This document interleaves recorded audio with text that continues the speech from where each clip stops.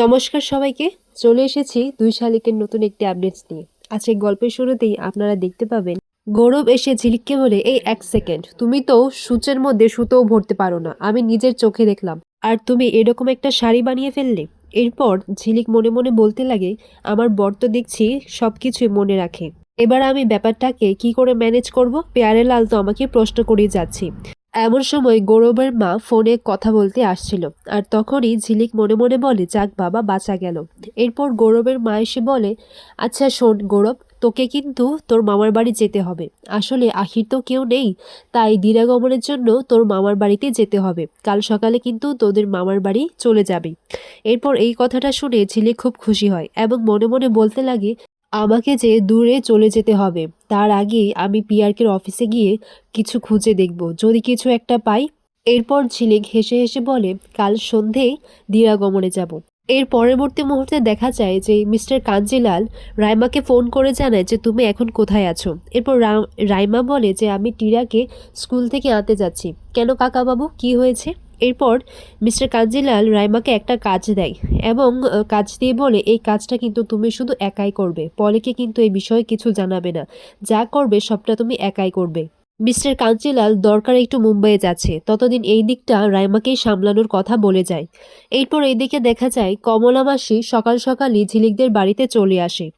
এরপর ঝিলিকদের বাড়িতে এসে ঝিলিকের মাকে ঝিলিকের বিষয়ে নানান রকমের কথা বলতে লাগে, যে তোমার মেয়ের জন্য আমার ছেলেটা গেছে, তোমার মেয়ের পেছন পেছন ঘুরে দেবাটা একেবারে শেষ হয়ে গেছে। এরপর আখিও বের হয়ে আসে এবং আখিকে দেখে বলে, এই তো তুমি এখানে এসেছো, তোর জন্য আমার দেবা আজকে এই রকম অবস্থা হয়ে গেছে ওর। এরপর সবাই চলে আসে, বস্তির লোকজনরা কমলা মাসির এত চিৎকার চেঁচামেচি শুনে। এরপর কমলা মাসি বলে, শোনো, আমি তো এবার শুনেছি যে দেবা কি করেছে, তাই আমি সবাইকে বলতে এসেছি। এরপর কমলাবাসী বলে যে কালকে তো ঝিলিককে পাত্র দেখার লোক আসার কথা ছিল, আর তার জন্যই দেবা বস্তিতে বোধ রেখেছে, আর বোধ রেখে ওদেরকে এখান থেকে তাড়িয়ে দিয়েছে। এই কথাটা শুনে বস্তির সবাই অবাক হয়ে যায় এবং সমতার মা বলে, এই কি কাণ্ড, ঝিলিককে দেখতে আসবে বলে দেবা ওদেরকে তাড়িয়ে দিয়েছে, আর পল্টু তো আমাকে বলল যে মেয়েদের সুরক্ষার জন্য নাকি এই কাজটা করেছে। এরপর এই কথাটা শুনে ঝিলিকের মা তো রেগে যায়, দেবা এরকম একটা কাজ করলো। এরপর সমতার বাবা বলে, সত্যি দেবা কিন্তু এই কাজটা ঠিক করেনি। এরপর ঝিলিকের মা বলে, এই তো তোমার ছেলেরই তো দোষ, বেটিকে আগে উंगली उठाने से पहले মা সে বাত করো। এইদিকে সমতা বলে, আচ্ছা দেবাদার কি দোষ, ঝিলিক দিদি ওকে যেমন যেমন নাচায় দেবাদা তো ওর পেছন পেছন তেমনি নাচে। এরপর ঝিলিকের মা বলে, অমনি না, তুই চুপ কর। এই পাড়ার বস্তির সবাই জানে যে দেবার পেছন পেছন কে লেজ রাড়িয়ে ঘুরে বেড়ায়, বুঝতে পেরেছিস? এরপর সমতার মা বলে, এই শোনো দিদি, আমার মেয়ের নামে না একটাও বাজে কথা বলবে না, নইলে কিন্তু এই বস্তিতে আগুন লেগে যাবে। এরপর ঝিলিকের মা বলে যে লগ্নে দো আগ। এরপর তারা সবাই একে অপরের সঙ্গে চিৎকার চেঁচামেচি করতে লাগে, আর এমন সময় চারানা বলে যে বাপরে, এখানে তো আগুন লেগে গেছে। এরপরই দেবাকে গিয়ে খবর দেয়। চারানা বলে যে ঝিলিক দিদির বাড়িতে তো আগুন লেগে গেছে, আর এই কথাটা শুনে দেবা আর পল্টুদা তারা দৌড়ে চলে আসে এবং এখানে এসে সব ঘটনাটা জানতে পারে। এরপর পুষ্পা মাসি দেবাকে জিজ্ঞাসা করে, এই তো তুই এসেছিস, তুই বল কালকে বন্ধ রেখেছিস কেন? ঝিলিককে দেখতে আসবে বলে তুই এটা কেন করলি? তুই সবাইকে বল সত্যিটা। আর আমার মেয়েকে তোর মাসি কথা শোনাচ্ছে, তোর জন্য আমার মেয়েকে কত কিছু সহ্য করতেও হচ্ছে। এরপর ঝিলিকের মা বলে, আচ্ছা শোন দেবা, তুই সবাইকে সত্যি করে বল, তুই কি ঝিলিককে ভালোবাসিস? এই কথাটা শুনে চারানা আর পল্টুদা বলতে লাগে যে বল, আজ এখনই সুযোগ, সবার সামনে সত্যিটা বলে দে। এরপর এইদিকে আখিও ভাবতে লাগে যে দেবা কিছু একটা বলতে চাইছিল, সেটা তো নয় তো। এরপর আখি দেবাকে ইশারা করে যে সবাই এখানে আছে, সবার সামনে কিছু যেন না বলে। এরপর দেবা মাথা নাড়িয়ে না করে দেয়। এরপর ঝিলিকের মা বলে যে আমি জানতাম তোদের মধ্যে এরকম কিছু নেই, কিন্তু তোর জন্য আমার ঝিলিককে কত কথা শুনতে হচ্ছে। আর হ্যাঁ, আমি জানি তুই এইসব ঝিলিকের পেছন লাগার জন্য করেছিস। এরপর কমলা মাসি বলে যে ঝিলিকের বিয়ে কখনোই হবে না। তখন ঝিলিকের মা বলে যে আমি এই অগ্রাণেই আমার ঝিলিকের বিয়ে দিয়েই ছাড়বো, আমিও দেখি যে কার বাপের কত ক্ষমতা যে আমাকে আটকায়। অন্যদিকে দেখা যায় যে ঝিলিক পিআরকের অফিসের সামনে গিয়ে দেখে যে সেখানে তালা লাগানো। এর মানে এটা নিশ্চয়ই বৌমনির কাজ। এরপর ঝিলিক এটাই ভাবতে লাগে যে কি করে এর ভেতরে যাওয়া যায়। তখন তার মাথায় একটা বুদ্ধি আসে।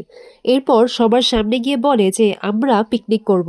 ওই ছাতা দাদু যে বাইরে দাঁড়িয়ে আছে সেখানে ছাতা দাদুর সঙ্গে আমরা বাগানটায় সবাই মিলে পিকনিক করব। আমরা দোরগড়ায় টাকাটা যে পেয়েছি সেটা দিয়ে লুচি আর মাংস খাবো। এরপর সবাই এতে রাজি হয় আর গৌরব বলে যে আমি এত অয়েলি খাবার খাবো না। এরপর ঝিলিক বলে সে আপনি খাবেন না, কিন্তু আমাদের খাবারের উপরও আপনি নজর দেবেন না। এরপর তখনই রাইমা আসে। রাইমা এসে বলে যে কি হচ্ছে এখানে। এরপর পলি পিসি বলে যে আখি পিকনিক করবে বলছে, ওই যে দোরগোড়ায় যে টাকাটা পেয়েছি সেটা দিয়ে নাকি আমরা লুচি আর মাংস খাবো। এই কথাটা শোনার পর রাইমা মনে মনে এটাই ভাবতে লাগে যে বিয়ের পর তো দেখছি তোর অনেকটা পাকনা গজিয়েছে, আর আমারও যে কাকুমণি কাজটা দিয়েছে সেটা করার জন্য এরকম একটা বিশেষ সময়ের দরকার ছিল। এরপর রাইমাও বলে যে আচ্ছা ঠিক আছে, এ তো অনেক ভালো কথা।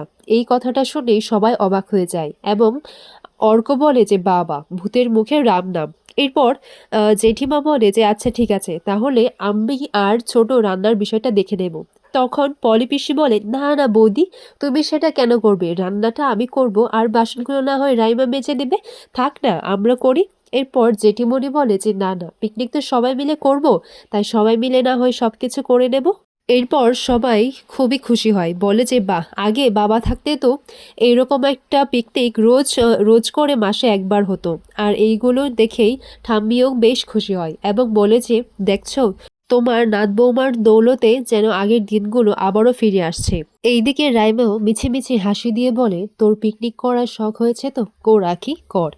এরপর পরবর্তী মুহূর্তে দেখা যায় যে দেবা এইদিকে আখির কথাই ভাবছে। সে কেন সবার সামনে সত্যিটা বলতে দিল না এটাই ভাবছে, আর এটাও ভাবছে যে তাহলে কি ঝিলিক আমাকে ভালোবাসে না। এরপর দেখা যায় যে ঝিলিকের মা একটা রিকশায় করে একটা হারমোনি আর একজন গানের মাস্টারও নিয়ে আসে। বলে যে কে যেন বলছিল যে আমার মেয়ের নাকি বিয়ে হবে না, তাদের সবার সামনে আমি বলছি আমার মেয়েকে পাত্র পছন্দ করবেই, আর ওকে গান শেখানোর জন্য আমি মাস্টারও নিয়েছি। তাহলে পাত্র কি করে গান শুনে আমার মেয়েকে না পছন্দ করে শুনি। তার জন্য আমি গানের গুরুকেও এনেছি। আমি আমার মেয়েকে গান শুনিয়ে যখন পাত্রের সামনে গানটা গাইবে না, তখন ওর বুকে একদম দূর দূর করে আগুন জ্বলে উঠবে। এরপর সবার সামনে ঝিলিককে বলে যে কি রে তুই গান কর না একটা। এরপর আখি বলে যে এইভাবে সবার সামনে গান গাওয়া যায় নাকি। তখন ঝিলিক গান গাবে বলে এই কথাটা শুনে সবাই একটু হাসতে লাগে, বলে যে ঝিলিক আবার গাইবে গান, ওকে তো কখনো গান গাইতে শুনিনি। এরপর সমতার বাবাও বলে কি গো, ঝিলিক কি পারবে গান গাইতে। এরপর এইদিকে পল্টুদাও বলে কিরে, ঝিলিক যখন গান গাইবে তখন বস্তির সব কাকেরা আবার পাশের দেশে উড়ে চলে যাবে না তো। এইদিকে ঝিলিকের মাও এটাই বলতে লাগে মনে মনে যে ঝিলিক তুই আমার মুখটা রাখিস, সবার সামনে আমার নাকটা কাটিয়ে দিস না। এরপর সবাই কি একটু গুজবই করতে লাগে যে ঝিলিক আবার গান গাইবে। এইদিকে আখিও ওইটাই ভাবতে লাগে যে এবার কি হবে, সবাই যখন বলছে তাহলে গান তো গাইতেই হবে, কিন্তু যদি ধরা পড়ে যায়। আমি তো জানি না যে ঝিলিক গান গায় কি না। এরপর সবার সামনে যখন আঁকি গান ধরে তখন সবাই অবাক হয়ে যায় আর ওর গান শুনে সবাই মুগ্ধ হয়ে পড়ে। আর পর্বটি এখানেই শেষ হয়। আগামী পর্বে দেখা যায় যে দেবা আখিকে বলে যে কিরে তুই সবার সামনে আমাকে চুপ করে থাকতে কেন বললি, আর তোকে যে দেখতে আসবে সেটা তুই আমাকে জানাসনি কেন। এরপর আখি দেবাকে বলে যে তুমি এটা কেন করলে, দেখতে আসলেই কি বিয়ে হয়ে যায় নাকি, আমার উপর কি তোমার ভরসা নেই।